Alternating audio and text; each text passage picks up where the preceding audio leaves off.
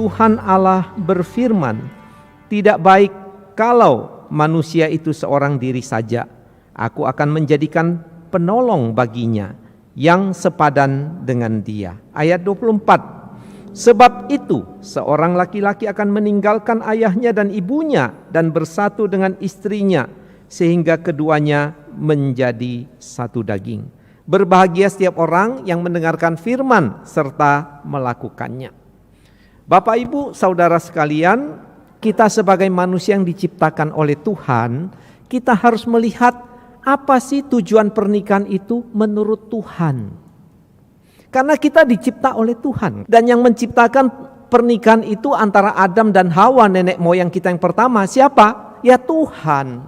Maka kita harus melihat, mengerti apa tujuan pernikahan yang direncanakan Tuhan.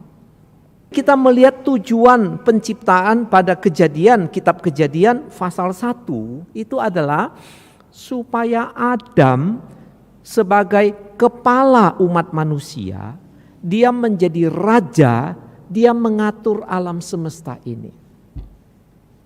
Lalu di dalam kitab Kejadian pasal 2 menunjukkan bagaimana ketika Adam sesudah diciptakan, dia mengelola alam semesta ini, tapi tidak ada teman, tidak ada sahabat, tidak ada rekan yang sepadan dengan dia.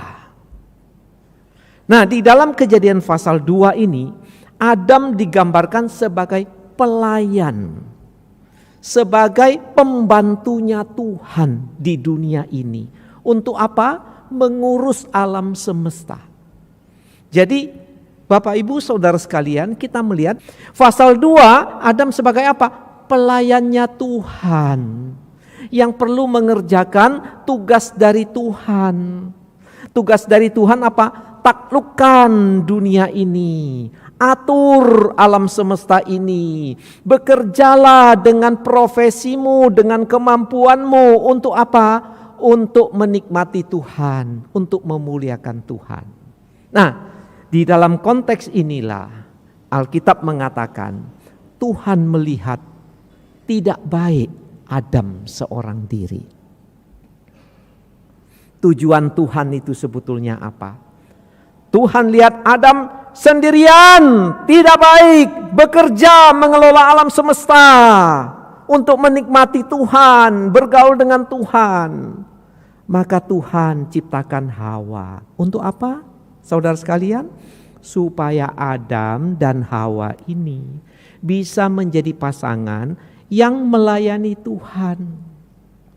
Pasangan yang bisa mengerjakan tugas dari Tuhan. Itu tujuan utamanya.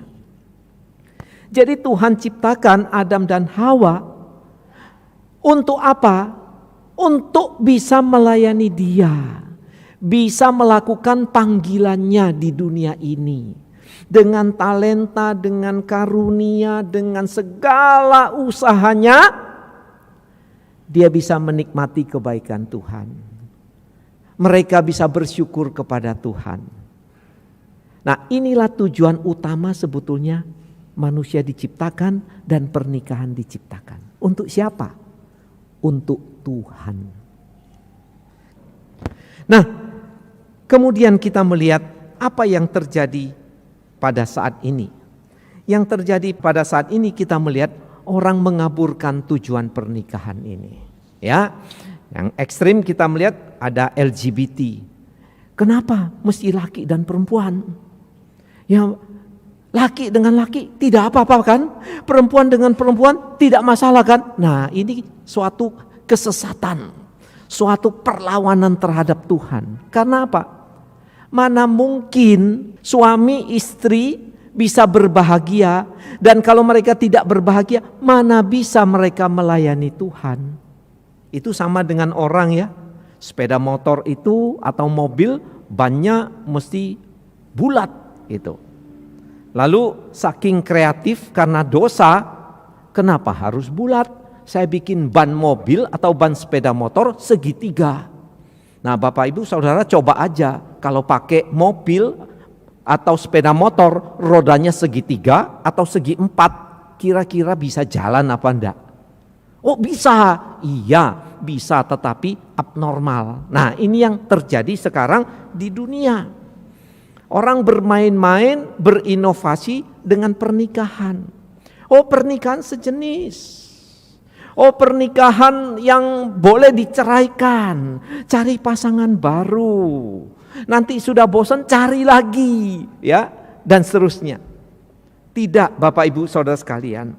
Nah, kemudian kita melihat karena tujuan pernikahan itu adalah suami istri memuliakan Tuhan.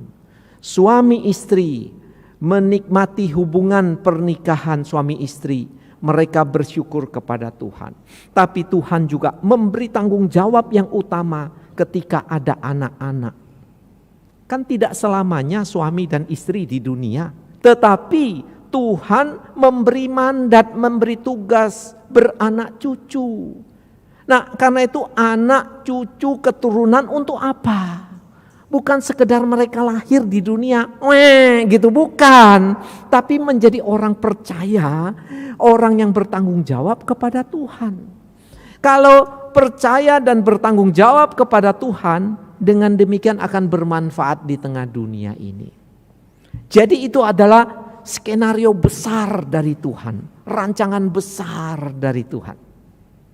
Nah, pada masa sekarang yang merusak konsep pernikahan itu adalah konsep dari budaya. Entah budaya barat atau mungkin budaya timur. Konsepnya itu apa? Pernikahan itu bersifat manusiawi. Enggak ada Tuhan. Atau percaya Tuhan, enggak peduli sama Tuhan.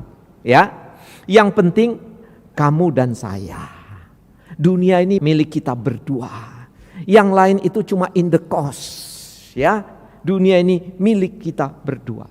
Nah, Bapak Ibu Saudara sekalian, kita melihat karena itu budaya dunia ini mengagung-agungkan cinta kasih, romantisme suami dan istri.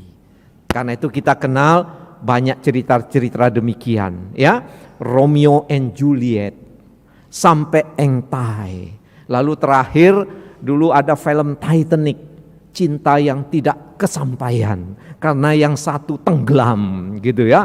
Waduh, kita terharu. Inilah percintaan yang sesungguhnya. Inilah tujuan pernikahan, yaitu apa? Romantisme. Apa tujuan pernikahan? Hubungan seksual semata-mata. Apa hubungan pernikahan? Dia cinta sama saya cinta sama dia. Apa tujuan pernikahan? Kita sehidup semati. Ya, saudara sekalian, apakah salah? Menjadi salah kalau itu menjadi tujuan terutama, tujuan teragung. Tanpa Tuhan, tanpa tujuan dari Tuhan, tanpa kehadiran Tuhan, tidak ada gunanya.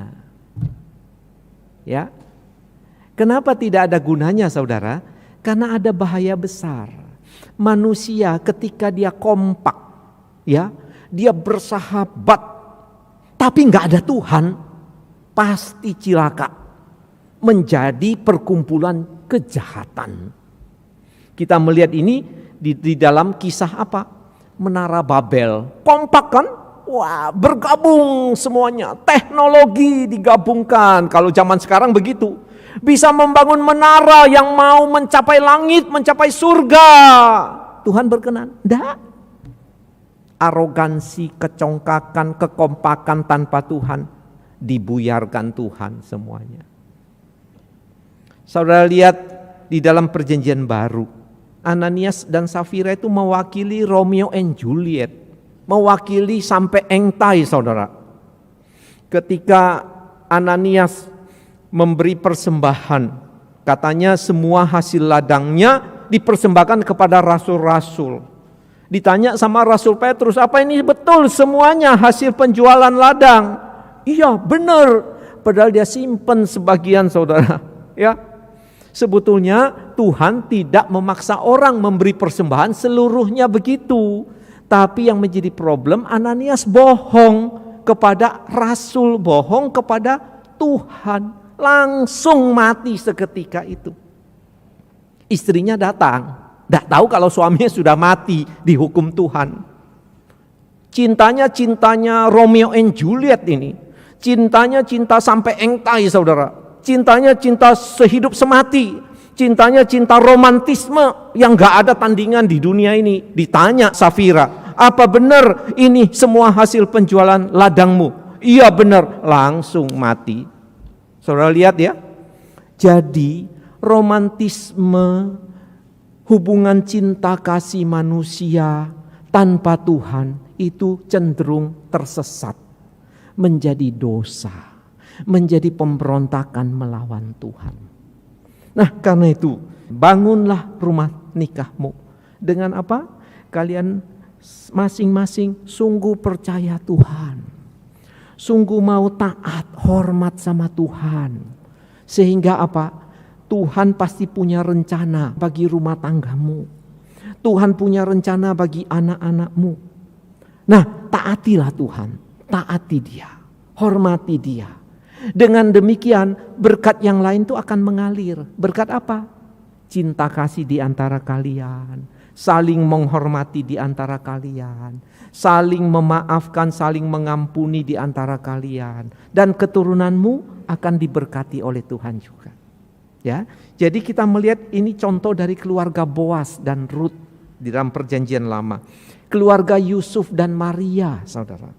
Keluarga Aquila dan Priscilla. Mereka terutama hormat, percaya, hormat, taat pada Tuhan dulu. Sehingga mereka bisa membangun rumah tangga yang apa? Menikmati berkat Tuhan. Berbahagia di dalam Tuhan. Bisa menjadi berkat melalui anak cucu mereka. Bisa melalui berkat kepada orang lain. Saudara, ini ajaran firman Tuhan yang sangat penting.